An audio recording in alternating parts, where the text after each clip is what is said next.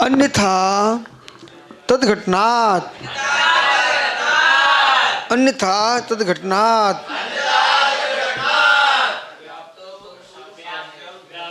व्याप्तो तु साध्यम धर्मेव, व्याप्तो तु साध्यम धर्मेव।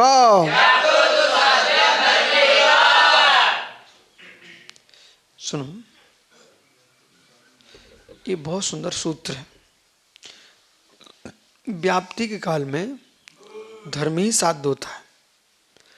जो पूर्व में आपने पढ़ा था कुछ विशिष्ट हुआ धर्मी, तो जो कुछ विशिष्ट हुआ धर्मी है ना, साध्यम विशिष्ट हुआ धर्मी भावा, उसमें व्याप्ति घटित नहीं होती। मेरी तरफ देखो, आपने पर्वत को धर्मी बनाया था, तो वो धर्म विशिष्ट साध्य विशिष्ट हुआ धर्मी, साध्य से विशिष्ट धर्मी था, इसलिए धर्मी बनाया था। वो व्याप्ति थोड़ी थी, उसमें हो भी सकता नहीं भी हो सकता। परंतु अग्नि में उष्णता ये धर्म है, तो धर्म व्याप्ति काल में धर्म ही साध्य होगा, धर्मी नहीं होगा। क्यों नहीं होगा? क्योंकि उसमें व्याप्ति नहीं है। पर्वत में, पर्वत धर्मी बना के रखा ना पुण्य, पर में व्याप्ति नहीं है। लेकिन नहीं, तब भी नहीं हो सकती।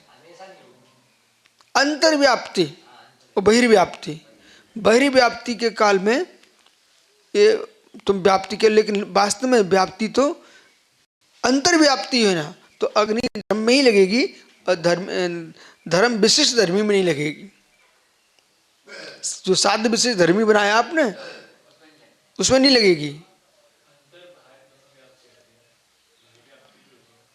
भाई व्याप्ति होती ना, वो नहीं लगेगी। आप उसकी व्याख्या नहीं कर रहे।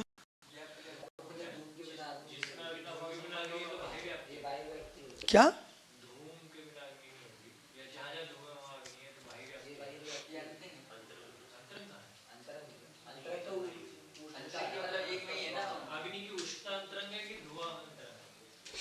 ऐसा है, उष्णता तंत्रंग है ही,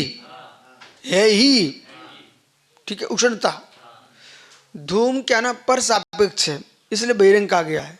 गीले ईंधन में धुआं आता है, तो आर्द्र ईंधन के कारण से धुआं आ रहा, उत्पन्न हो रहा है।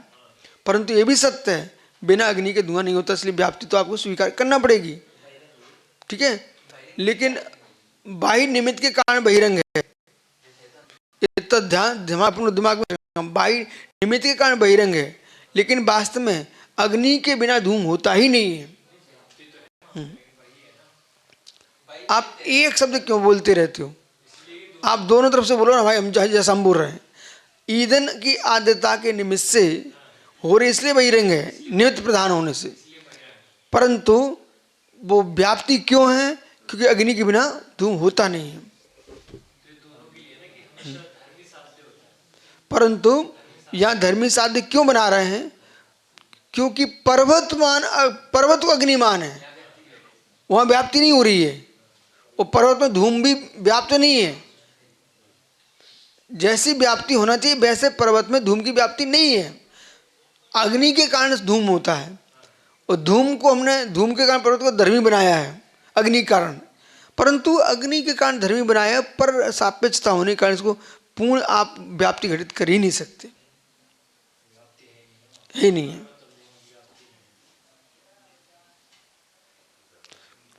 तो जहां धूम होता है वहां अग्नि होती है, ये व्याप्ति है।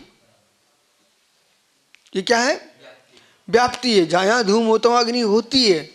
अब यहाँ बहिरंग अंतर कहना नहीं है, क्योंकि वास्तव में होती है। जहां धूम होगा वहां व्याप्ति है, पर पर्वत पर हो ही हो कोई नियम नहीं है।